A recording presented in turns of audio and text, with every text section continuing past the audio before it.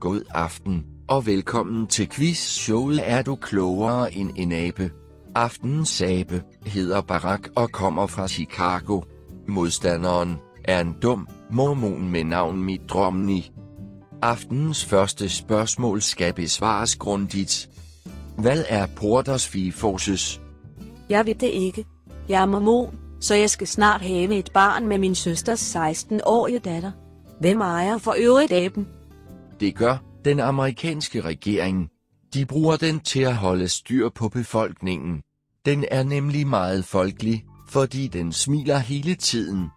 Jeg er aben. Porters Fee Forces er en model, der bruges til at lave brancheanalyser. En brancheanalyse udarbejdes for at fastslå, om en branche er attraktiv at befinde sig i. I Porters Fee Forces arbejder man med 5 kræfter, også kaldet forces. Disse kræfter påvirker hver især af branchen, hvilket afgør, hvorvidt branchen er attraktiv. De 5 kræfter er den interne rivalisering i branchen, leverandørernes forhandlingsstyrke, kundernes forhandlingsstyrke, truslen fra de substituerende produkter og truslen fra nye indtrængere. Jeg forstår ikke abesprog, så jeg fatter ikke, hvad den siger. Tror du, den vil have en banan og noget kylling? Lad aben tale. Den er på rette spor. Den første kraft er den interne rivalisering i branchen. Når man ser på denne kraft, kigger man mest af alt på, hvor mange virksomheder, der befinder sig i branchen. Dernæst kan ting som eksempelvis priskrig gøre branchen enten mere eller mindre attraktiv. Den næste kraft er truslen fra leverandørerne. Leverandørernes størrelse afgør som oftest deres forhandlingens styrke over for de eksisterende virksomheder.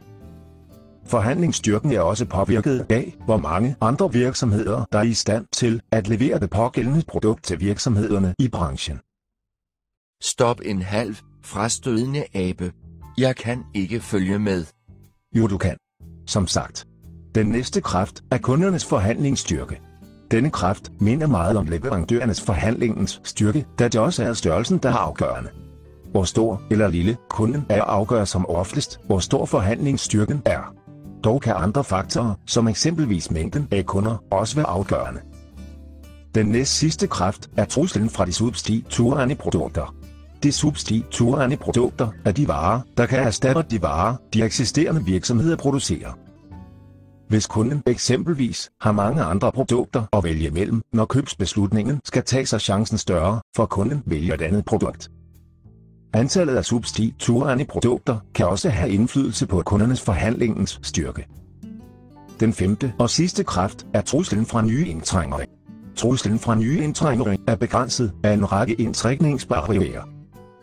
Disse barrierer afgør, hvor svært det er for en ny virksomhed at indtage en ny branche.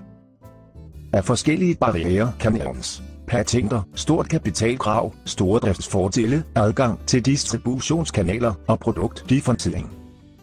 Når man til slut har gennemgået de 5 kræfter, kan man derefter fastslå, om branchen er attraktiv for virksomheden. Korrekt svar, abe. Jeg forstår stadig ikke noget. Huka buka. Jeg vil have vandmelon og kylling. Min røde numse klør, og kæden strammer. Skal den ikke tilbage i buret? Jo, det må den nok hellere komme.